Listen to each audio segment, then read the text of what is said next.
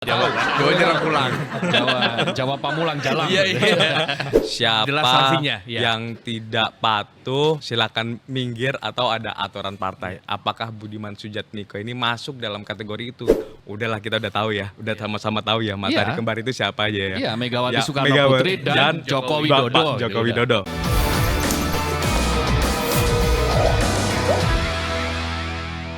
Halo, berjumpa di episode pertama Info A1 bersama saya Bayu Prayudanto, dan saya nggak sendiri, saya ditemani oleh dua jurnalis senior saya dan bisa dibilang sih sebagai guru saya juga ya. Yang pertama ada Mas Watem Iswahyudi Rahmanto, dan satu lagi dengan Abdul Kohar yang biasa saya sapa Mas Kohar. Selamat siang Mas Kohar, karena kebetulan kita tag-nya hari ini siang ya. Iya.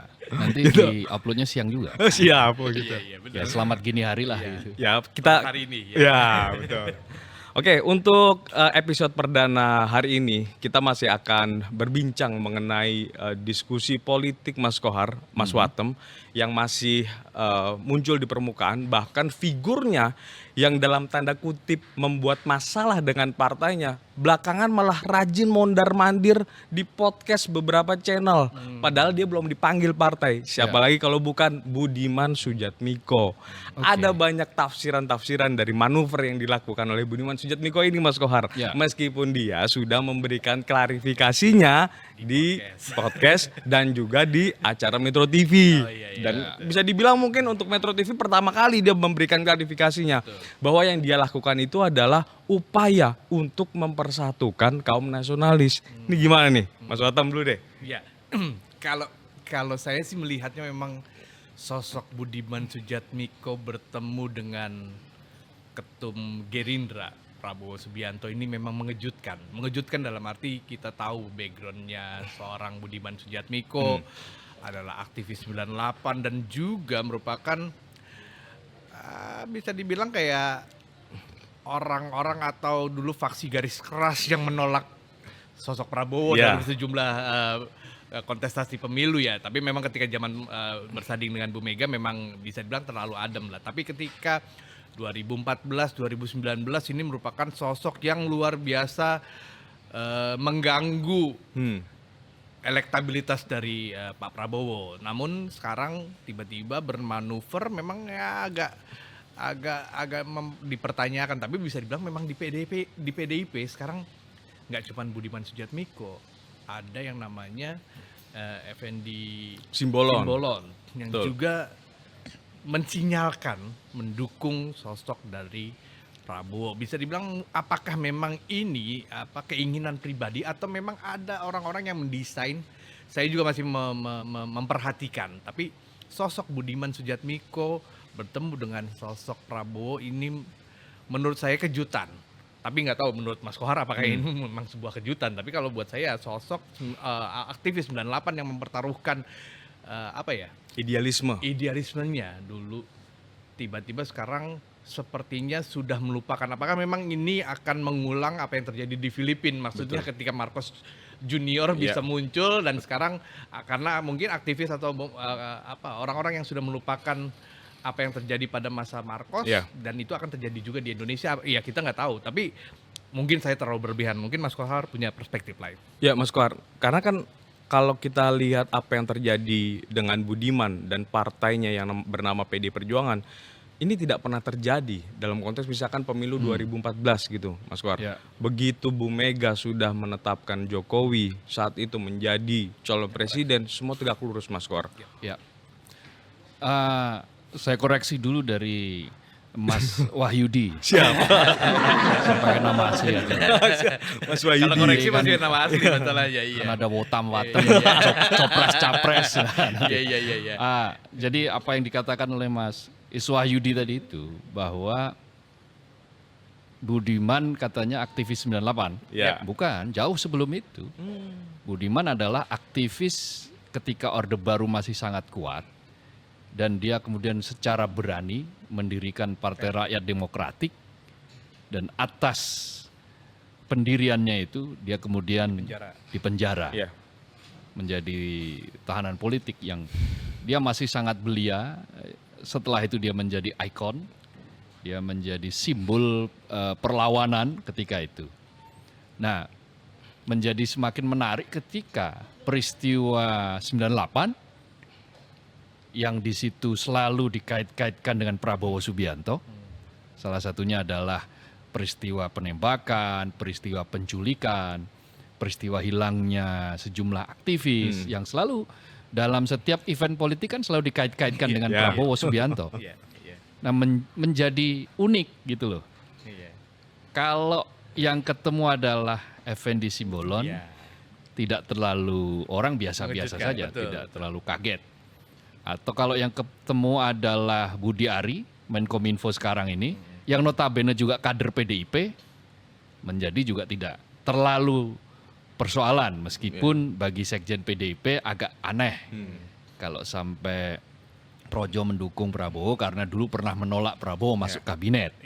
Tetapi itulah politik kan, dinamika. Tetapi akan menjadi pembicaraan yang sangat hebat ketika seorang Budiman Sujatmiko yang sudah mempertaruhkan banyak hal, lalu kemudian dia berani menyambangi Prabowo, bertemu Prabowo, sekaligus membawa tema-tema yang isinya kira-kira ya, yang isinya itu kira-kira mengendorse Prabowo sebagai capres di 2024, sebagai sosok yang dinilai oleh Budiman punya kesamaan visi, punya arah masa depan yang lebih jelas katanya.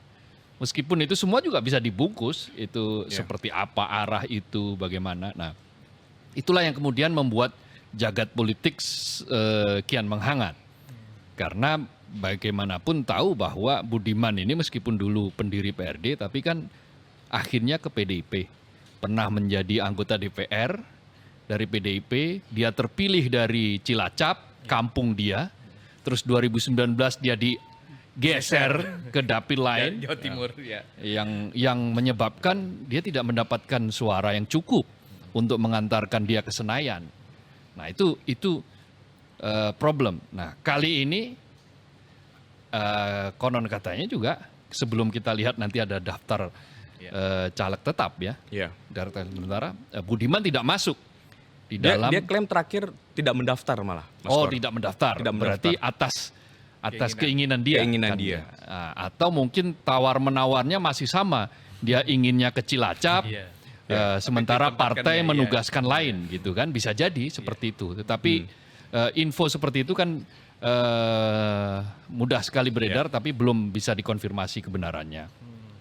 Tetapi yang menjadi menarik yaitu tadi, posisi Budiman sebelumnya sebagai seorang aktivis yang sering mengkritik, sering men-challenge, sering melawan bahkan ya, melawan rezim yang dianggap melanggar hak asasi, merampas demokrasi dan seterusnya, tiba-tiba bisa berkolaborasi dan menyatakan bahwa ini pemimpin yang pas, yang cocok untuk masa depan.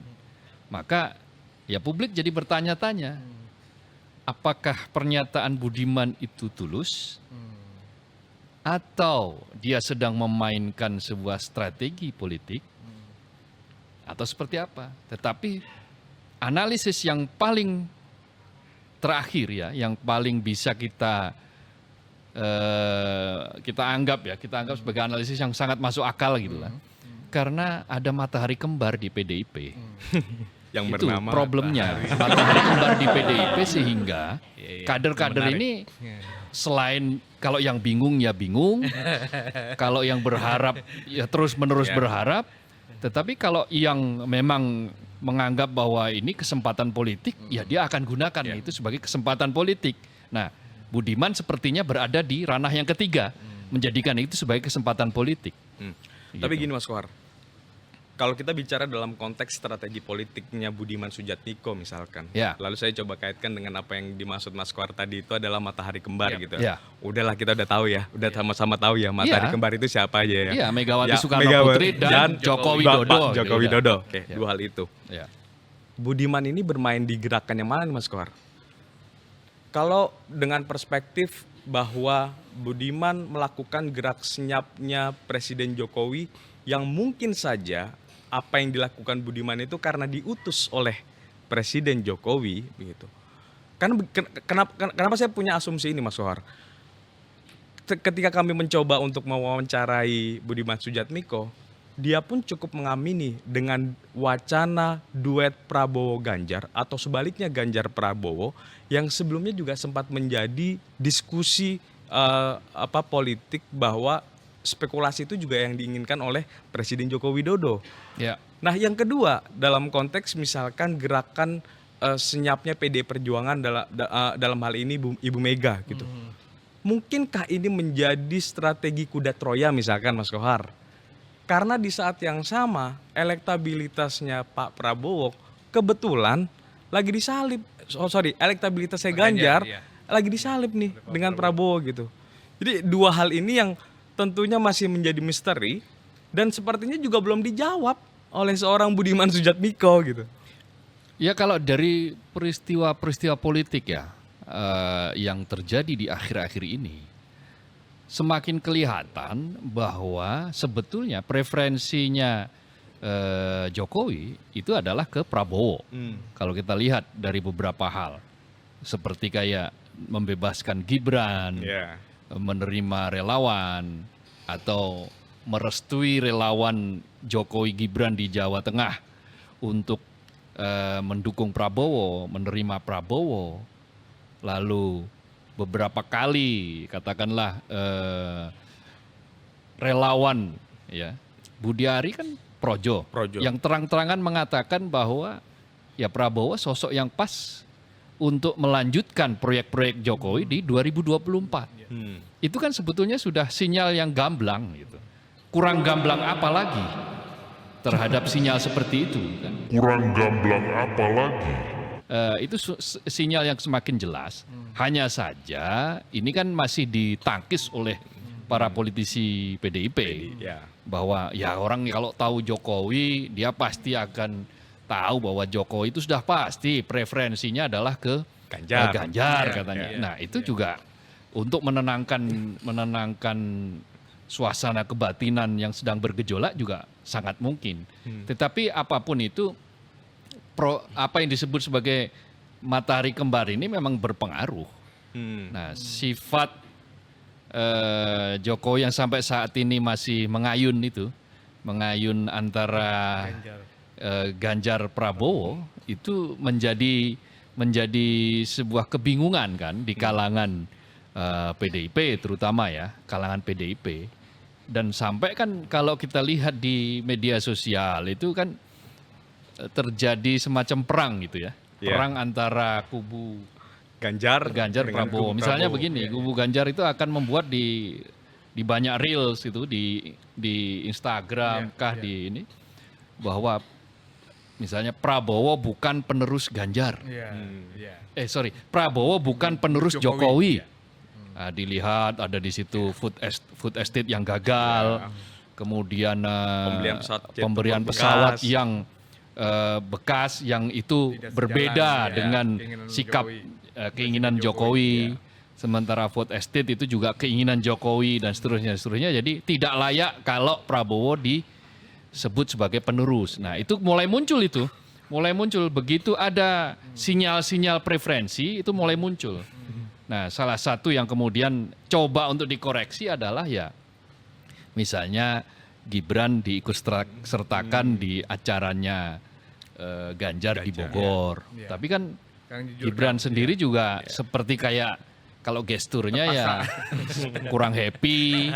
Dan ketika ditanya ya dia tidak secara spesifik mengatakan bahwa ya saya mendukung Ganjar. Dia mengatakan ya saya bisa saja diajak hari ini diajak Pak Ganjar, nanti juga bisa dengan Pak Prabowo, Pak Anies. Tapi hari ini ya itu bareng-barengan sih. Ada Ganjar, ada Prabowo, ada Erick Thohir, ada Gibran gitu. Ya kebetulan ya. Kalau karena ada acara PKB. Iya. Kebetulan yang satu mau bertolak ke Jakarta gitu. Kalau saya melihat kalau terkait matahari kembar ya, kalau misalkan kita tarik timeline sebelum Ganjar dicalonkan, saya malah melihat apa yang terjadi saat ini memang ibaratnya bibit-bibit penolakan pada saat di tubuh PDIP dulu kembali lagi bisa dibilang seperti itu. Maksudnya gini, dulu ketika sosok Ganjar Pranowo punya elektabilitas yang cukup tinggi, Tapi kan di tubuh PDIP tidak semua seragam untuk mendukung yang namanya Gubernur Jawa Tengah ini Ya. untuk menjadi calon presiden dari PDIP. Bahkan Kita Trimedia sebut- Panjaitan Wah, mengkritik kan. Media, kemudian ada Pak Bambang Pacul, ada sejumlah kegiatan-kegiatan PDIP di Jawa Tengah pun Pak Ganjar nggak pernah dilibatkan. Tapi memang pada saat itu sinyal dukungan Presiden Joko Widodo terhadap Pak Ganjar itu cukup kuat. Yang akhirnya menurut saya itu ya entah menguatkan juga Ketum PDIP Bu Megawati untuk akhirnya memilih sosok Ganjar Pranowo sebagai petugas partai lanjutan di PDIP untuk menjadi calon presiden. Tapi di situ ya ada beberapa informasi penunjukan Pak Ganjar pada saat itu ternyata tidak Tidak mulus. betul, bukan tidak mulus, tapi Apa? menurut Pak Jokowi kayak kurang ya karena ada beberapa kesepakatan yang akhirnya membuat Pak Jokowi mencari pilihan lain karena itu cuma petugas partai. Buat petugas partai untuk melanjutkan legacy ya belum tentu petugas partai.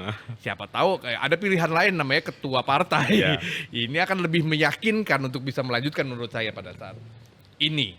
Dan itulah yang menurut bibit-bibit tidak belum solid ya, karena biasanya PDIP seperti Mas Kohar atau Mas Bayu tadi bilang, ketika sudah ditentukan siapa, soliditas di tubuh PDIP itu menurut saya cukup kuat ya, beda dengan partai-partai lain. Tapi ini agak berbeda. Ya Tapi mungkin sebetulnya ada sejarah kok yang sama ketika waktu itu menentukan Bu Mega dan Jokowi. Pak Jokowi. Jokowi menjadi capres 2014. Itu kan ada informasi bahwa Taufik Kemas, almarhum Taufik Kemas tidak setuju. Tidak Dengan setuju pengusulan Pak pemilihan Jokowi, lalu Guru Soekarno Putro juga tidak setuju dengan pengusulan Jokowi, meskipun mereka tidak sefrontal kayak seperti Yang sekarang tetap. tetapi beberapa nuansa-nuansa itu tertangkap bahkan sejak Jokowi dicalonkan menjadi calon gubernur. Betul, tapi tidak bertemu langsung. Sekarang kan Iya. ada beberapa tokoh-tokoh yang kemudian bertemu dengan Nggak yang ada bisa dibilang- manuver lah ya. Ya, Nggak nggak ada manuver. Gitu. Iya. Ini bisa dibilang memang lebih internal sifatnya, tidak muncul di eksternal. Kalau sekarang kan cukup lugas ya. Seorang Effendi Simbolon dengan bungkus acara adatnya, kemudian mendukung secara jelas sosok Prabowo Subianto, kemudian kemarin tiba-tiba juga Budiman Sujatmiko juga secara jelas memunculkan sosok Prabowo itu lebih baik dalam memimpin Indonesia ke depan. Ini nggak lazim menurut saya di PDIP. Ya itu yang paling jelas bahwa ada beberapa fakta-fakta ya. Sebelum sampai pada kesimpulan kenapa tiba-tiba ada preferensi yang lain dari Jokowi sebagai kader PDIP terhadap Prabowo. Itu kan dimulai ketika pengumuman Ganjar sebagai calon presiden. Banyak informasi yang mengatakan bahwa Jokowi tidak diajak berembuk Iya. oleh Megawati. Jadi pilihan terakhir yang untuk hadir di Iya. Teguh Umar bahkan ya. Padahal Jokowi waktu itu sudah pergi ke Solo Betul. untuk berlebaran. Iya.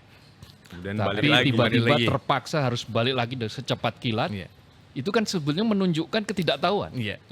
Lalu simbol yang lainnya adalah ketika bersama-sama di Batu Tulis itu. Oh, di Batu Tulis, ya. Jokowi tidak menggunakan baju kader Partai. PDIP. Iya. Menggunakan baju hitam ya. Iya. Lalu setelah itu berlanjut itu. Mulailah muncul sejumlah yang boleh dikatakan sebagai manuver yang dilakukan oleh relawan-relawan Jokowi. Dan kalau kita ngelihat justru Presiden Jokowi sangat menikmati ya ketika dia hadir di acara relawan, ketimbang dia hadir di acara partainya sendiri. Itu Iya. bisa kita baca kayak gitu gesturnya ya Mas Kohar ya. Iya, jadi kekecewaan yang pertama itu. Kekecewaan yang kedua adalah penolakan Ganjar dan Iwayan Koster terhadap Piala Dunia. Israel, Iya. keikutsertaan Israel dalam Piala Dunia 20, yang notabene itu adalah proyek negara, proyek pemerintah Dan sangat menampar. yang sangat penting dan sudah diikuti dengan infrastruktur yang diperbaiki sampai miliaran rupiah sudah muncul. tetapi tiba-tiba dia mentah gara-gara penolakan 2 gubernur yang notabene adalah kader PDIP yang menyebut bahwa itu adalah perintah dari partai. Iya. Dan partai menyebut itu sebagai bagian dari sikap konstitusionalitas. Tetapi di dalam politik, ya itu sebagai sebuah bumerang. Sampai sekarang kan orang masih selalu mengaitkan Iya. Nah, dengan penolakan itu. Dan Nah itu kekecewaan. Presiden Jokowi sendiri baru bilang pusing itu gara-gara bola. Sementara dia ngurus COVID 2 tahun nggak pernah tuh dia bilang pusing gitu loh. Sebetulnya juga tanda. Itu sebetulnya iya. tanda, sinyal-sinyal, simbol-simbol. Iya, maksudnya Ya, gimana? di Jawa itu kan banyak sekali Betul. simbol. Simbol, Mas Iswahyudi orang mana? Bukan orang Jawa. Jawa. Oh Coba Jawa. dia, Iya, Jawa. tahu. Jawa jarang pulang. Jawa Pamulang Jalang. Iya, iya. Kalau saya sebagai orang Jawa Timur, saya Tulen. tahu setidak-tidaknya ya orang Jawa Timur yang pernah kuliah di Solo. Jadi makin tahu bagaimana simbol-simbol seperti itu mestinya ditangkap. Iya. Dan itulah yang membuat preferensi itu kemudian mulai bergeser, mulai mengayun tuh sikapnya. Iya, betul, Tidak tegak betul. lurus. Iya.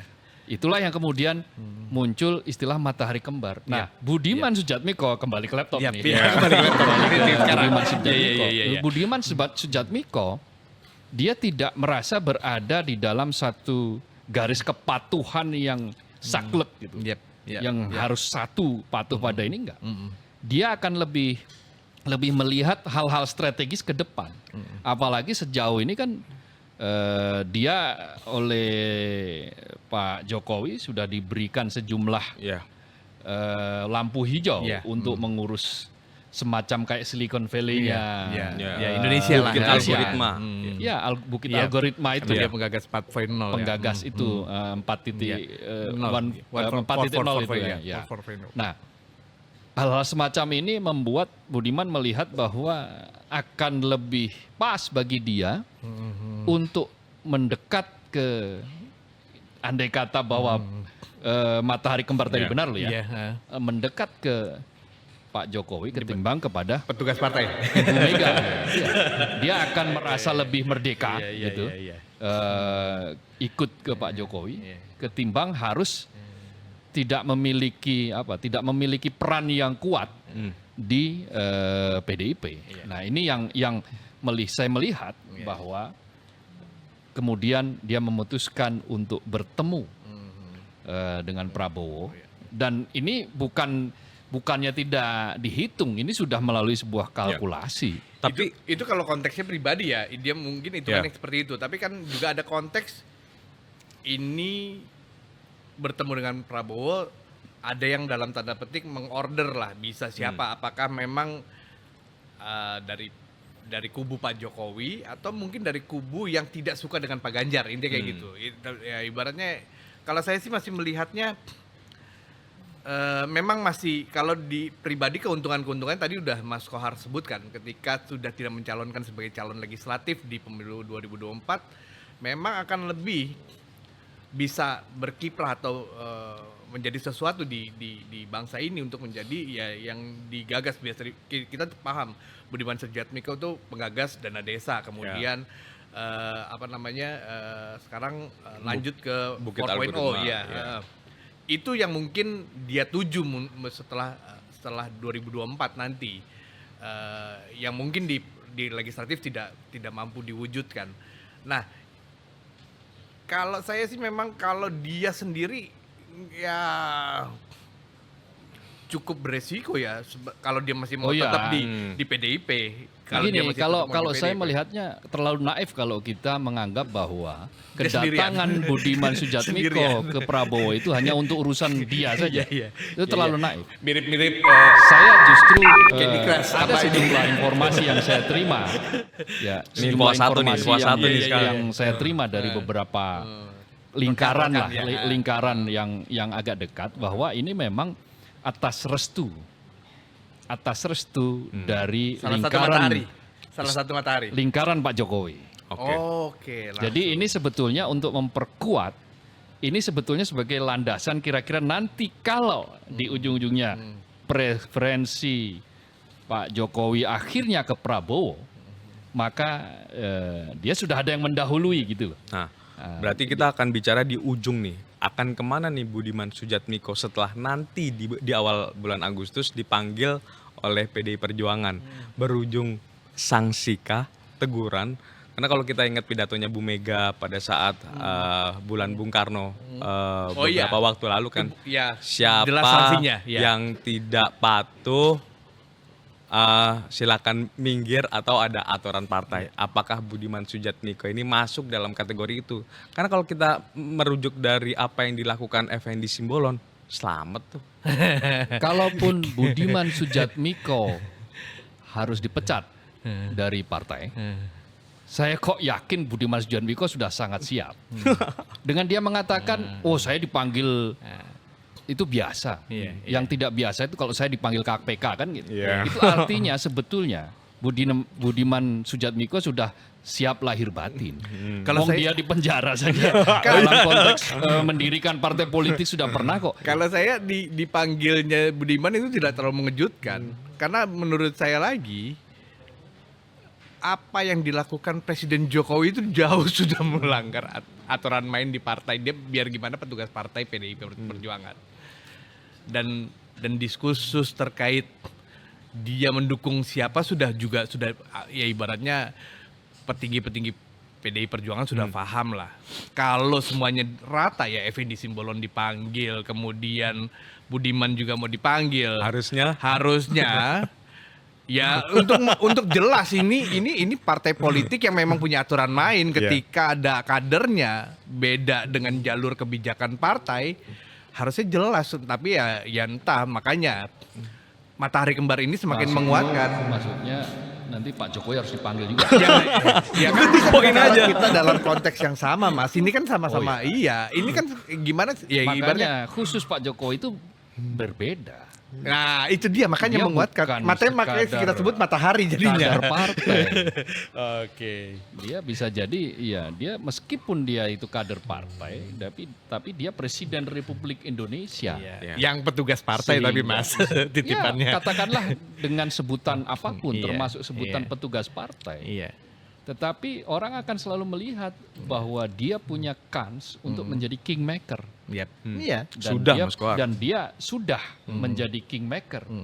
Dan dia ingin menegaskan I am the real kingmaker gitu. Kira-kira begitu. Iya. Jadi kingmaker yang paling real adalah saya. Iya. Nah, di dalam posisi adu kuat inilah yang disebut sebagai matahari kembar. Iya. Dan pada posisi ini Budiman Sujatmiko ikut menjadi pemain. Iya. Nah, Budiman Sujatmiko sedang berada di wilayahnya Pak Jokowi, saya melihat, sehingga menambah barisan yang kira-kira yang nantinya akan membuat PDIP harus berputar otak lagi untuk menyatukan yang berserak-serak ini seperti apa. Karena apa yang dilakukan Effendi Simbolon sebelumnya. Kalau ketika Effendi Simbolon barangkali tidak terlalu membuat gentar, tetapi akan menjadi persoalan kalau seorang Budiman Sujatmiko yang notabene dia dianggap sebagai ikon ikon aktivis, ikon progresif lah di partai tersebut.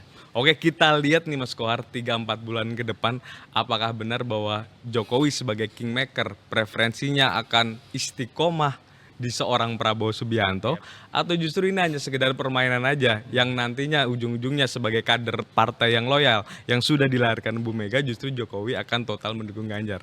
Ya, apapun lah, yang Menarik, penting ya. pokoknya yang menang Kita harus lihat. demokrasi. Kita mungkin bahas minggu depan kali ya. Oke, demikian untuk Info A1 edisi kali ini. Kita akan berjumpa lagi dengan topik-topik politik yang menarik, topik-topik menarik lainnya bersama saya Bayu Pridanto dan dua senior saya Mas Iswahyudi dan Mas Kohar. Sampai jumpa.